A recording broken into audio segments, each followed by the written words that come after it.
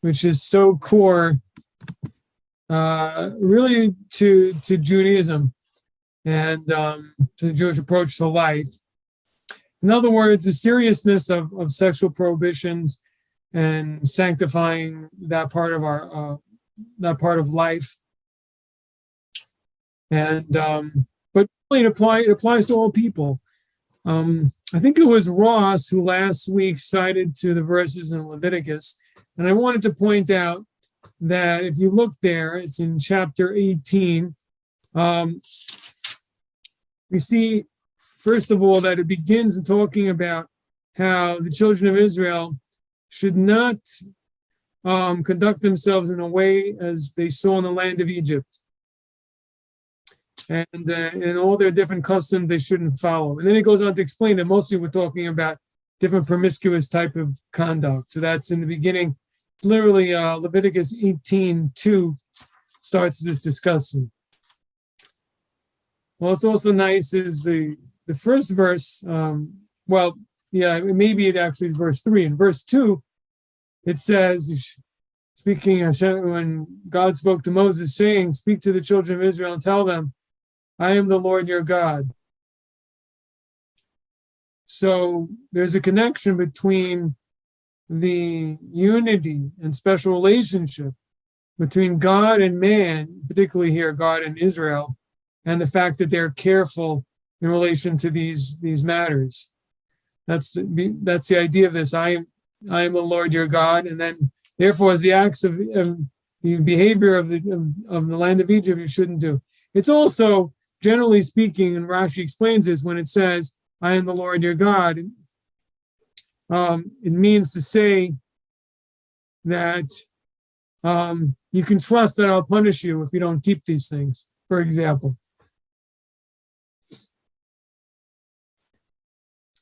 The language is, I'm trustworthy to find recompense. In other words, you'll be paid back one way or another. There will be proper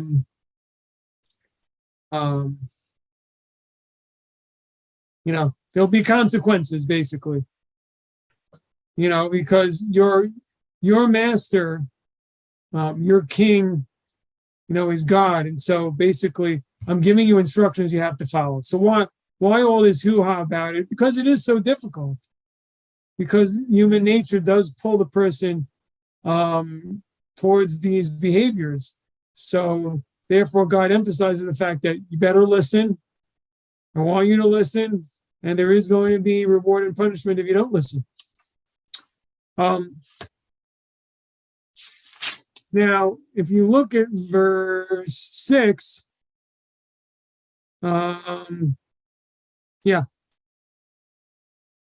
So it's interesting. In the English, it says, "Any man shall not approach his close relatives. I am Hashem, I am God." But in the Hebrew, it says something a little different.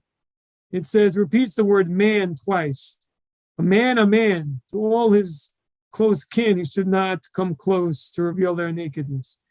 So our sages often say that this double language, man, what is this extra man? One is talking about an Israelite, one is talking about person of the nations. And that's the inference from the double language of seeing that word twice. So therefore, we have a clear inference from here that these laws also pertain to the Noahites as well.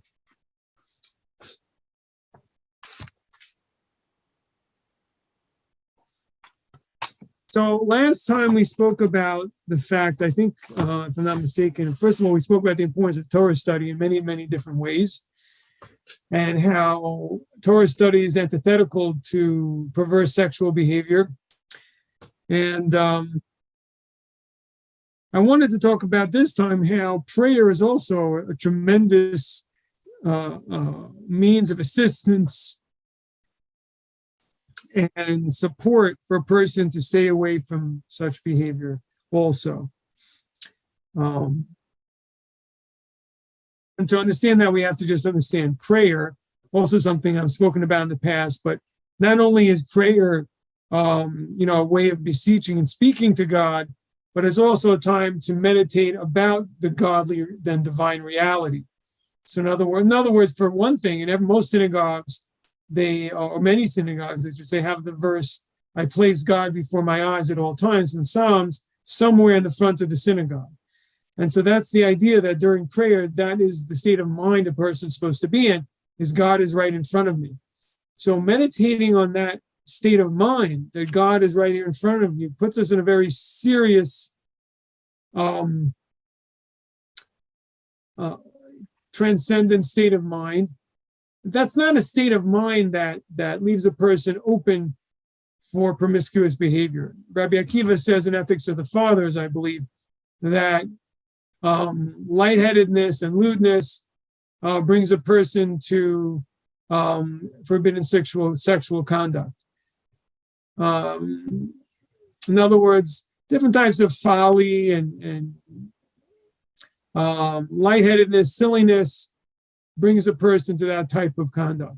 Now, that doesn't mean that we can't make a joke, but the point is that being overly light and foolish and kind of how would I say? I don't know if letting a person's hair down is exactly the phrase, not really, but it's just acting overly silly as an adult brings a person to let their restraint down, and that lack of seriousness allows those more animalistic feelings to be more dominant in the person. When a person's facing God, it's like you're facing your teacher. I mean, even in terms of this type of behavior, when a person's in a more serious setting, even in business, people generally, well, at least most of the time, people are not in a promiscuous state of mind when they're, let's say, at a board meeting. Why is that? Because it's very serious. They're talking about the future of their company. Their job is at stake. So there is a serious state of mind. So how much more so when a person sees himself standing before God, and the effects of that encounter that a person has during prayer remain with him during the day. You're not staying in that state, but there's something. There's a kind of an aura. There's kind of some of that state of mind remains with the person, and can help them, stay clear of these sins. But beyond that, a person also needs to stimulate and bring up that state of mind of being in front of God as often as they can, but particularly when they come in these moments where they're challenged in whatever it may be, whether it's in sexual prohibitions or anger or arrogance or greed, whatever it may be, to bring up this idea once again of that God is in front of them and watching their actions, etc. Prayer is a time where someone really exercises this meditation to this fullest extent. When a person says the blessing, blessed are you, focus on that you, on that language of you standing. You're talking to God. He's right here in front of you. What's so interesting about it is that God has left it for us to reveal this reality. He's hidden himself. And so it isn't easy. And that's one of the reasons I think why it's so hard for this generation to relate to religious things, because we need to create the reality. We have to have the will when we rationally and also within our, spiritually feel that something should be that we want to have a relationship with God. But we have to take action to strengthen that. It's not just you push a button and it's there. You may have an occasional inspiration, but if you want it to be regular and continue, person has to seek it out. Person has to develop it. Person has to want to find it. And that's something people are very unaccustomed to today. They want to just press a button and it's there and they feel it and they're feeling good. And this is something you really have to work on. You have to try to go after it. But that's exactly the way God created the world, that a person should have free will to do that. But beyond that, I've said this I've had this discussion with people about this concept, that we have to realize also we shouldn't be, kind of frustrated about it, to realize how precious this is. When a person is searching for the infinite, for the eternal, for the source of life, for the source of wisdom, should it be easy? Should it just be, you just flip a coin or you turn the corner and there it is? Is that really the way it should be? Doesn't it make more sense this way? Isn't this what is appropriate? That it should be difficult. If it's the most worthwhile thing we can find in our lives, we shouldn't expect it to be easy. People don't expect making millions to be easy. Shouldn't expect this to be easy. Obviously, this is worth so much more, as it says in Psalms. It's more precious than gold, and you know, it's more precious than precious gems. And so of course it's difficult, and we may come across many obstacles. Many people may be obstacles, states of mind, states of different things in our life, and we shouldn't let those interfere with us in any way. I mean, we should realize, as Rabbi Nachman says, but it says in other places, in Chabad Chassidus, all over ethical works, that often a person, particularly when a person is repenting and they're coming from a place maybe where there was an impure place or they've made mistakes, so they're going to be sort of prosecuting angels, or you could call them just bad habits, however you want to call them, you know, that are saying this person doesn't deserve to come into this chamber here, into this holy area, or they did so and so and so. What are they doing over here? They don't belong here. So I think actually Reb Nachman exactly brings out this point. And therefore, different difficulties come their way to interfere and see how serious they are about it, and to try to stop them. So we shouldn't be, the point is that we shouldn't be disheartened, and we shouldn't we shouldn't despair, and we shouldn't become discouraged. That's the key word. We shouldn't never become discouraged, and we just have to keep trying and to keep growing, and eventually we will see things get a lot easier in whatever ways that we have hangups in whatever ways we find difficult. Doesn't, you know, whatever it may be. So that's the thing about prayer. And prayer is when a person, in those moments, they connect with God and meditate on, again, like prayer really, in a certain sense, maybe more than Torah, is a time to really come close. The difference is, like, as the previous Lubavitcher Rebbe said, Rabbi Yosef Yitzchak, he said that Torah study is like, your teacher and student, but prayer is a son to a father. There's more love, there's more emotion going on. And with a student to his teacher, there's more distance. The teacher is aloof, the teacher is their professor, he's so smart, he's so above. But prayer is much more intimate. But I think is also another point, particularly obviously with halachic study, in that it's a little bit from an objective point of view. You know, the person's thinking, you're talking about what we should do, what we shouldn't do, or even if we talk about different stories in the Midrash of the Bible, but we're not talking about God himself. We're not dealing with the relationship. It's almost like the difference between, you know, this husband and wife doing things around the house. You know, that's kind of like halacha. You know, the husband has his things he needs to do. It's his responsibility. The wife has her responsibility. But they're not sitting down and having a conversation. And the husband isn't looking at his wife and saying, look at all these wonderful things she's doing. Look how lucky I am to have such a wife like this. Yeah, and that's the idea of prayer. As a person thinks, what an amazing God I have. What a creator. Look at this world. Look what he's done. Look what he's done for us, for my people. Look what he's done for man. Look what he's done for me individually as the first blessings of the day tell us. He's given my life back. So the person's directly thinking about God, directly. And that's a very powerful thing. You're working directly on the relationship. And that's so important. And obviously, again, that really uplifts a person. In the Hasidic works, it actually comes from the Zohar. It says that the verse when it says that, in the story of Jacob, when during his dream and he saw a ladder that was rooted on the ground and that ascended up to the heavens. So the Zohar says that's prayer. So that's a very profound statement. That's prayer. Your prayer is a ladder going all the way up to heaven. That's what it is. It connects you, and so it's many points there. First of all, that means prayer is your bridge, but it's also telling you prayer is your means of ascending higher and higher, and it's your link and it also tells you there's no end. You can keep, are there any real ends to man reaching the heavens? You can't, there's so many of them. And for man, it's the Talmud, whether it may be allegorical or what, says that it's between the seven, each of the seven heavens is a distance of walking distance. I think it means 500 years between each heaven. So they're talking about, from man's terms, endless. That's the point. It's, so.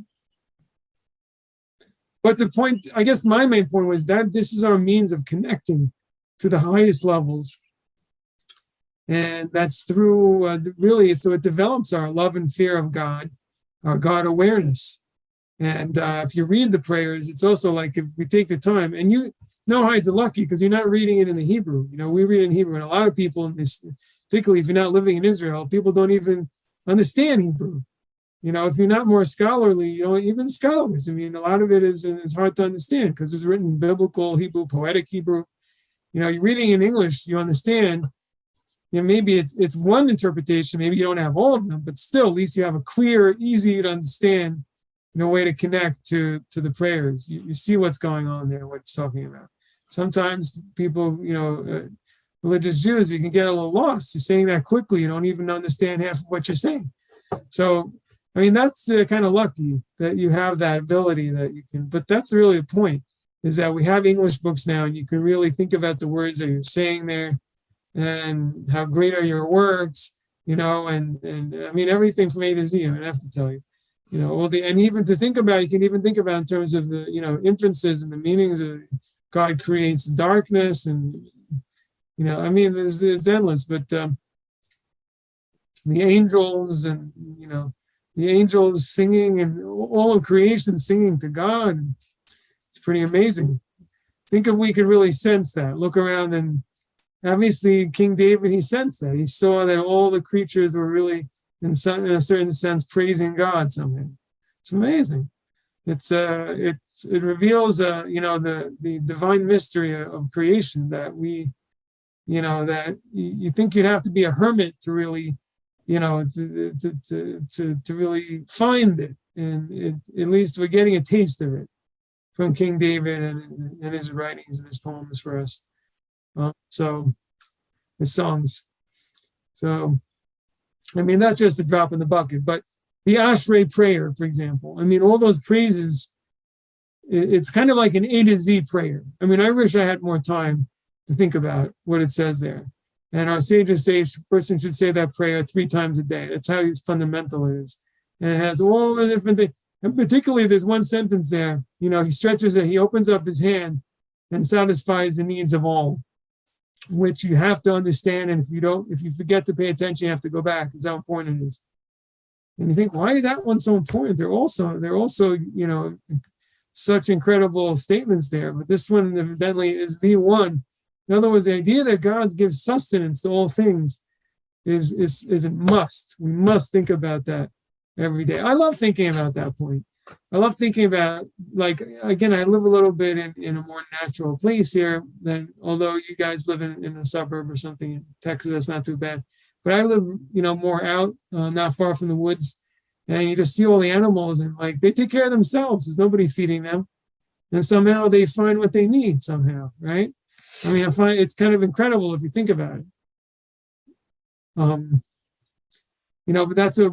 now people take these things for granted. They don't appreciate these wondrous, because nature is just a given to the atheist.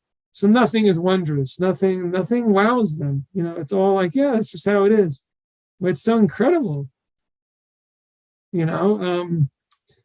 Sometimes I certainly in the wintertime, you think about these animals, the deer and the birds, freezing cold, and they're out there and they're doing fine. So that means God made them that way to be able to withstand. It's just incredible. They were made with just in a way where they could survive. Maybe not every single one of them is a species, but as a species, if we wouldn't interfere with anything and mess things up, they would all be fine, right? So it's an incredible thing. And that's this verse is saying that God provides. And then also there's this other prayer in the Psalms, this My soul blesses God. But what number is it? I got to look it up. But we say it every first of the month. And David also speaks about how God provides for all the different creatures, and how different creatures are different days, and about vegetation and how that provides for the pastured animals and all different things, and all the animals in the ocean. Now, that is just unbelievable. It's good to, again, it's just they always ruin everything. But I was watching a documentary about the oceans, I think about the Pacific, and they're always talking and bringing in, kind of evolutionary stuff. And they're always ruining my fun. But just incredible how many animals there are down there. And what is going on down there is absolutely amazing. There are schools of, and also like in other wild places, they're talking about how there are islands off Antarctica where there are like 100,000 penguins there. Can you imagine? It's pretty incredible. And in the ocean, thousands and millions of fish and all kinds of, with a backbone, without a backbone, down to the depths where there's no light, where it's freezing, where it's hot, where it's cold. Everywhere. Unbelievable. So, this just has to do with this verse that God opened his hand and gives sustenance to all his creatures, gives them all what they need. So anyway, if a person is busy thinking about all this, it's probably, it's not very likely that he'll fall into these other things. But obviously it's a natural tendency, which comes to my next point. A person, so there's Torah study, prayer, in terms of things that help prevent a person falling into sexual immorality. But the third thing is absolutely, necessary and important for the vast majority of people, and that's marriage. These different natural, that's so key to a human life, part of human instinct, part of human drive, need to be, steered in the proper place, proper direction as God wanted it. Obviously, that's another thing that so many people miss, is that, what is this? Like, why is it such a powerful drive? And obviously a God-centered thinker realizes because this is destiny. God's destiny. We can be a partner, right? God is the one that blew a soul into Adam, right? And basically in Hasidic and mystical literature talks about, how, well, just that God brought the souls down into the world, and that there's a purpose, a mission for the souls to be here, right? Different spiritual missions. But obviously God made a partner there, didn't he? He's not doing it by himself. We have to do it. We have to unite with another, the person of the opposite sex, the proper person, and bring those souls down into the world. So we're partnering with God. So it's an incredible thing. And obviously the point is, I'm saying, is that when people are young and, there's this full of passion and everything, they should realize, what is this about? Why am I so full of all this passion? What's the purpose of this? This is from God to push a person, whether they like it or not, towards the fate of the world, in order to bring about the world's destiny, which is to bring more souls down into the world, that they should do their part, that they should go through the tests and missions that they need to go through in the world, and to bring out their wonderful talents and beauty that different soul could bring into the world that God wants. And so that's really what it's about. So that's also extremely key, that a person should try their best to be married. And even honestly, if that brings certain inconvenience, I think that's really part of a good thing, that in these sexual prohibitions, is that it pushes a person towards getting married, even if they don't want to, because a person does have sexual urges, and it's going to go in the wrong place unless they get married, especially when you're young. So it kind of pushes a person towards getting married, and that's very important, because it's not easy to be married, because women are so different, and there's all these responsibilities and so on. So it's one of the factors that will lead a person towards being married, right? Is that the person has these needs, and they need to be in the right place, and they can't be in a different place. So they need to seek to fix that situation. So it pushes them towards being married, and that's a very, very good thing. And then all of a sudden they realize what an amazing thing being married is. Anyway, having the other person and really thinking about another person, and they realize there's a lot more than just physical companionship.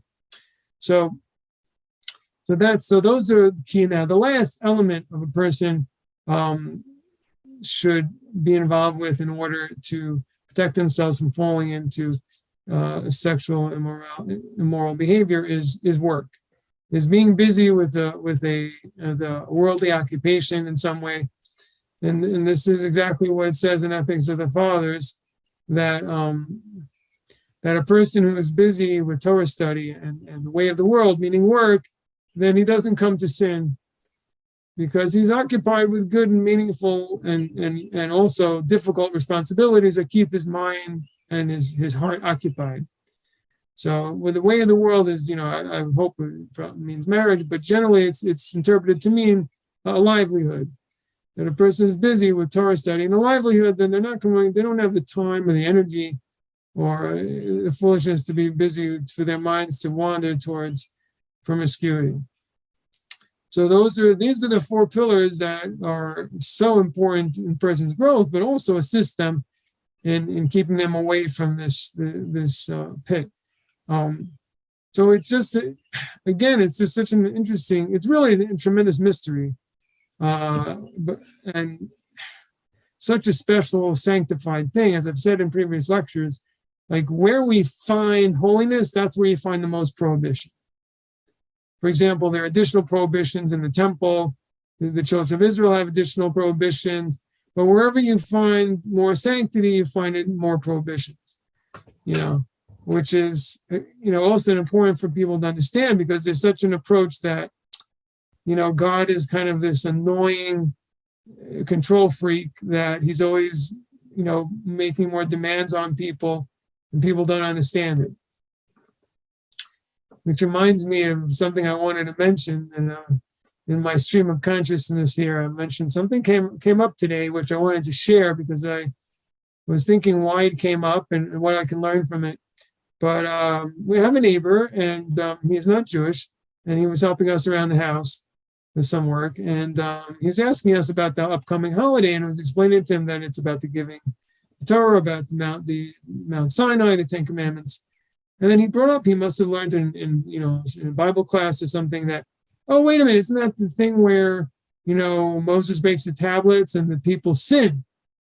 And then I said to him, yeah, and then God forgives the people. He said, wait a minute, God forgave them? I think he killed thousands of them or something.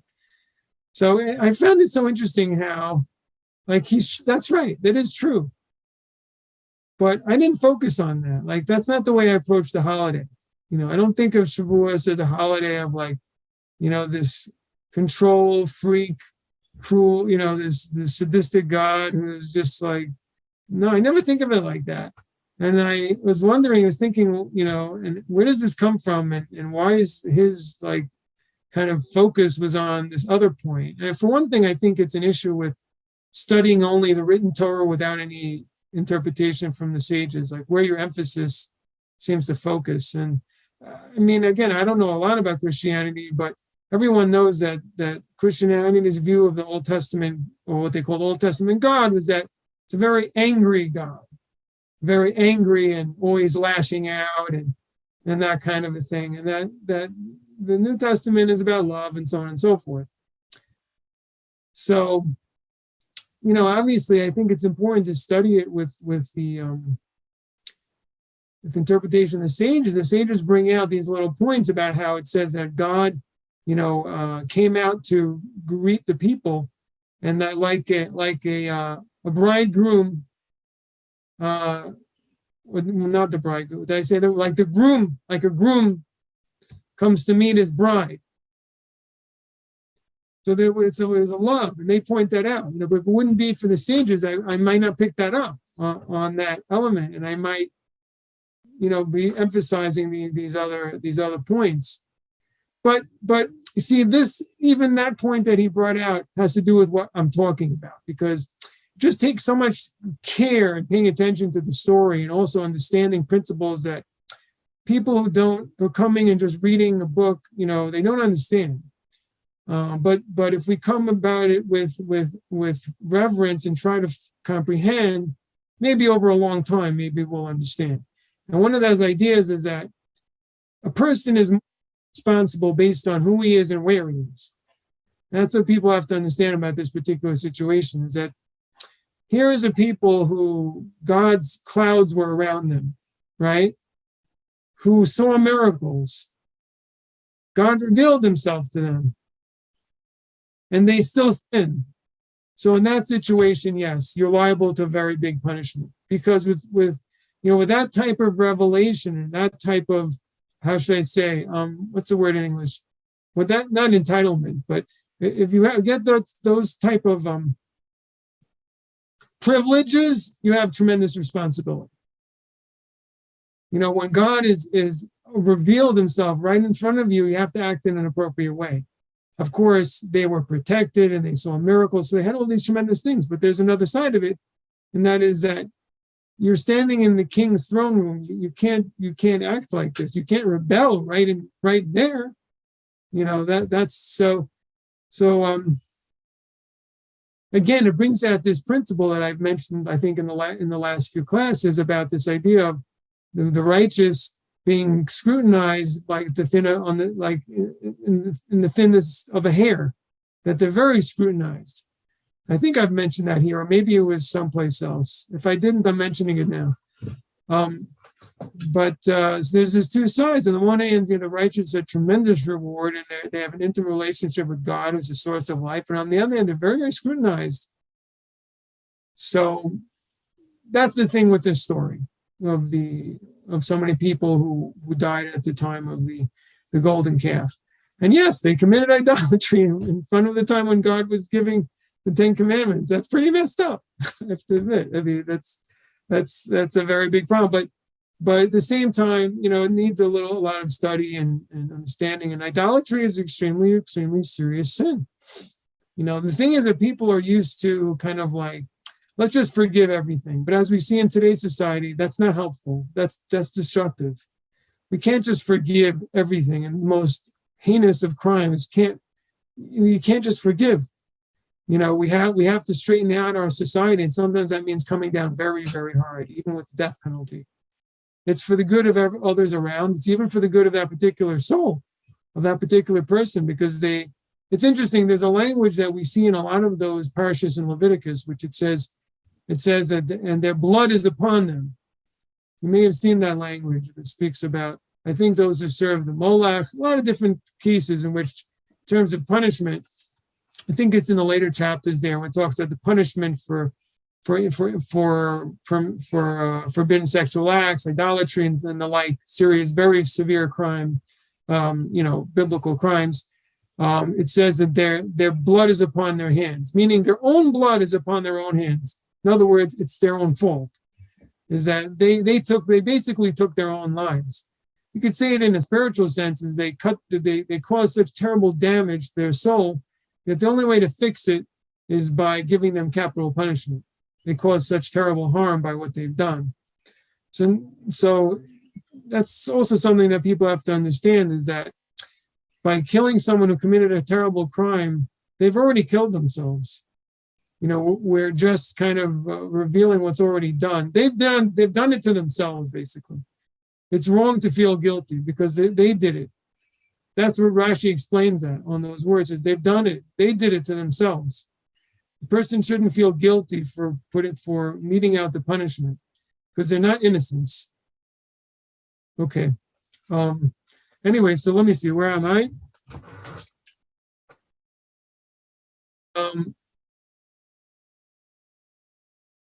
I went a little stream of consciousness. I'm trying to bring us back to what this has to do with. Well, certainly it has to do with the fact, yes, now I remember. Okay, so the thing is, we see that sexual prohibitions, that the punishment is very severe, whether to a Noahide, whether to an Israelite, very serious. And why is it so serious? And, just in general, why is the Torah takes this so serious? As modern people, modern society say, I haven't hurt anybody, it's consensual, nobody's affected. So besides the fact that obviously that's not true, that it does have a horrendous effect, a lot worse than people realize, because it affects the whole society, children, etc.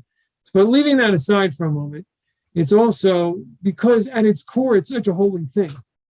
And when you take a holy thing and you misuse it, that's a terrible crime. It's kind of like taking the holy vessels and misusing them. Think about it. This is the energy, the power to bring a soul down, a divine soul, piece of divinity into the world, right? An image of God. A person misuses that for their own pleasure and corrupts that by misplacing it. It's worthwhile to mention that the Zohar, speaks about in terms of God's attributes, talks about a unity, basically like a sexual union between male and female character traits, an upper union and a lower union, and so on. And so, and that's not because of some, whatever. That's not because of the wrong reasons, of course. I shouldn't even have to mention such a silly thing. But it's because to bring out, how sacred this is. And I think by the reason that it's important to realize is because, like I said, because we have to understand why this isn't just like a human, this isn't going to the bathroom where it's just a human, impulse, instinct, which just needs a release and it doesn't make any difference. And that's how people look at it today. But a human being is not just an animal. And even in animals, they shouldn't have a mix of species. But putting that aside, this is an incredibly powerful thing that represents, as I said, a divine unification that also brings a soul down to the world. Shouldn't be misused. So if we realize how, that point, then our approach to it obviously is very different. So I think I may have mentioned something about this in my weekly thought this week. Okay.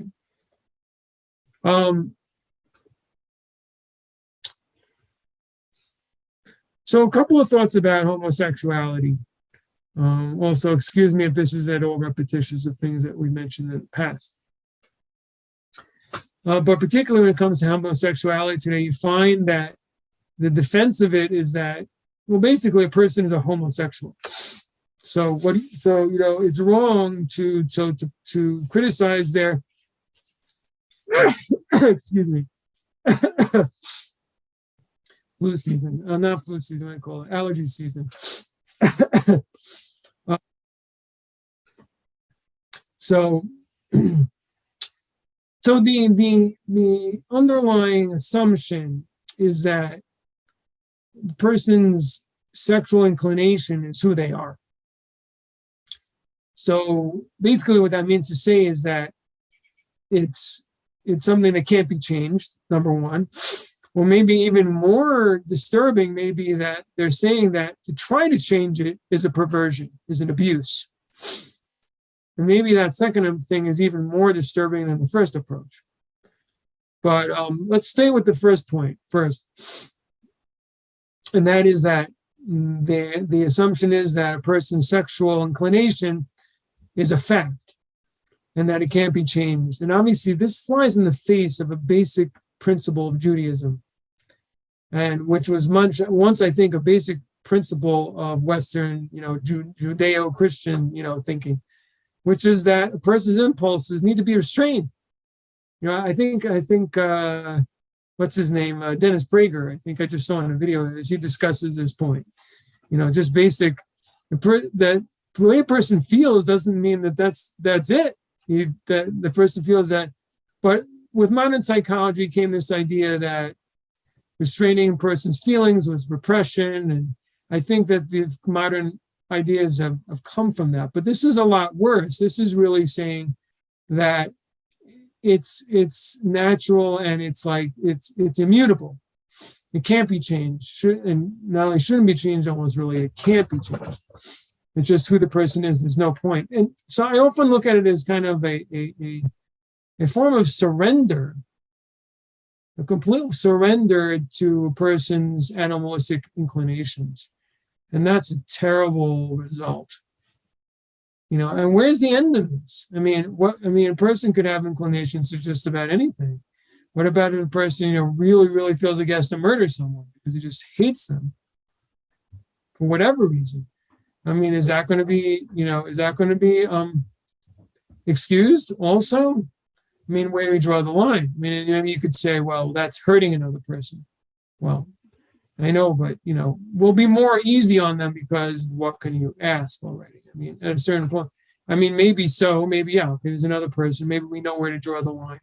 But it's just, and obviously it's not just that. It also leads to every type of social ill we have today is probably because of this. Lack of self-restraint. All the people, there's arguments about addictions and how they develop, but certainly many people who fall into the situation if addiction starts with indulgence. I do believe that. Maybe they have a tendency towards addiction, but the seriousness of their addictions, drugs or alcohol, started with they indulged in it. And then after that, they fell into, maybe they would have been addicted to, softball instead or something else, ping pong. Why did they get addicted to this? Well, because they started indulging in it, and then their addictive personalities, then they became addicted. But, it's just a terrible, terrible problem that there's this lack of self-restraint. And the more you restrain yourself, the more you will be able to, because the things you restrain yourself become habit eventually. Many, many things, at least. There's certain things maybe you will have to fight about the rest of your life. But so many things in life, they become habit and they don't become so difficult anymore after a while. And it's just in the beginning that they're difficult, not later. I've said this also before, and that is, it's interesting. I noticed this, going out into the secular world from the religious world, is that I noticed that within business, or let's say within a college class, there's so much discipline. Everybody's so behaved. And, as soon as they walk out, or maybe when they go to a bar or something, they're so unbridled. And it's kind of like, what is it, Dr. Jekyll and Mr. Hyde? Like they're in one place and they're so in another. So I was kind of saying that, like, it's like a new religion. It's like when you're in these places, you're so controlled. But even when it comes to social values, you're not controlled. You don't care. Money isn't the only thing that we have to be take seriously. And it seems like that in the society. It's like, unless we're having a conversation about the budget or the stock market, then everything goes. Even today, like when it comes to money, people still are serious. People still know their limits. Like, well, you have to pay your debts. You can't be, you have to work. You have to pay your bills. Well, it's not the only things you have to do in life. That's the problem. It's not only money or things why is that the last thing that's like, yeah, that's something we have to do. Everybody knows that you have to do, because otherwise you go bankrupt. Otherwise this. Maybe that's the problem. It's just like, what about, well, otherwise, I'm going to have children out of wedlock. There are other things that are just completely, a nightmare. It's not just going bankrupt and not being able to pay off for my mortgage. There are other things that are important. People, like, what is going wrong with people? Like, for example, what about, if I don't behave, I'll have a bad relationship with my wife and my children and my whole household. Everyone will be miserable. I think there's got to be some people who still think about these things. I hope so. I'm sure there are plenty of people. But the point is that, because when people are young, they get accustomed to, this kind of wild kind of behavior. I think it gets a little harder to control. Again, I don't live in the secular world, so I don't know, or in the non-Jewish world, so I don't know exactly, but I can just guess that it seems like it'd probably be a lot harder when a person is very, very, unrestrained, for example, in their sexual relationships, and suddenly they're married and now they have to be controlled. They're very unaccustomed, and it's difficult, and they never had that idea before. And these are things people, if you're trained when you're young, everything is easier when you're trained when you're young. You try to do something when you're old and change, teach, what do they say? Can't teach an old dog new tricks. Is that it? And that's the thing, once you get older, we get to be adult dogs. It's hard to teach an adult dog, old dog new tricks. It's hard. You need to do, it's much easier when a person, but not impossible, which comes to another point that I wanted to make, and that is that Homosexuality, similar to my theory about AI, creates a tension that brings out the greatness of the human soul and spirit. Because, in other words, it creates an opportunity for people to go against this. Because there were times when this wasn't an issue, where this was just not accepted in society. But now it is. That means it becomes a test when it once wasn't. And if that's the case, then a person has to work extra hard to fight against it. So that brings out the person's inner strength of their soul. And that's something special. I just alluded to it, but I had this idea about AI. I might have mentioned it before. But, this idea that machines may take over most of the things that human beings do, which will bring out the question of what is special about a human being? What does a human being have that robots, excuse my age, but AI is like a new term to me, but to me it's a robot. What does a human being do that robots can't do? Or why is it human beings do things differently? And I'm wondering if that we human beings may find out something that they won't be able to explain through this whole AI business. I don't know if I'll be allowed to see eventually, when this whole thing gets many, many years from now, that this AI, maybe I probably will, all right? It's coming around the corner. But anyway, maybe that was just a hope that it would be around the corner. So I'm not. But in any event, the point is that all of mankind may come to asking itself this question: what are we? What makes us special?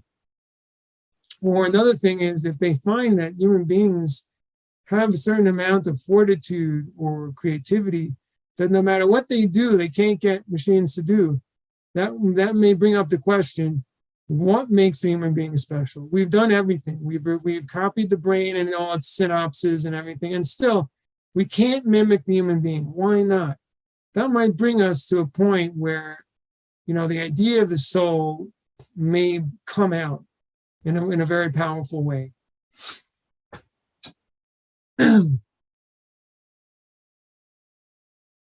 Okay. Another point about homosexuality is that it denies the value of bonds and bridges and intimacy with the other, with that which is different than ourselves, with the opposite side of the coin.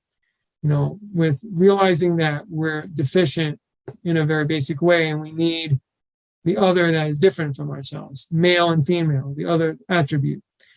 There's an explanation in the Midrash, because it says in the prayers, probably originally from the prophets, I just don't know where it says it, but it says that he creates peace in his heavenly abode, right? In the heavens, in the above. He should also bring peace upon us. So what is this peace above? So the Midrash explains that they're angels of fire and angels of water. So they don't mix. They shouldn't mix, right? But God, he creates a miracle, so to speak, and they're able to coexist. Both angels of fire and water. So obviously we understand how this relates to us, that men and women are like fire and water in certain ways. They really are very, very different. But that's really the point, is that we realize what we're missing. We realize the great talents that the other type of person has that we don't have. Hopefully both sides realize that women have certain tendencies that men don't have, or certain qualities, or that the other person has certain qualities, even that are not because necessarily that they're female. But I'm focusing more on that particular point, the very inherent differences, again, that maybe some people deny nowadays, but I will dismiss that as ridiculous. But between men and women, there are differences, and to appreciate those differences is very fundamental. It's also just very fundamental to us as human beings to realize the value of others who have different talents than we do, and that we need to make bridges with others like that, and not to only look to be, with those similar to ourselves. So, okay.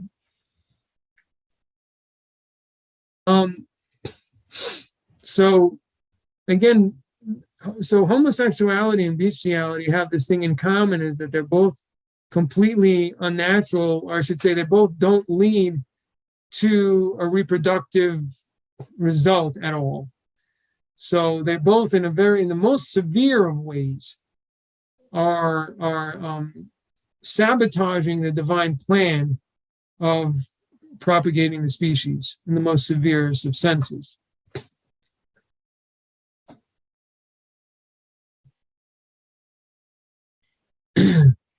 And again, as I said, there's this very, very deep idea of the value of unifying the proper partners as opposed to the wrong partners.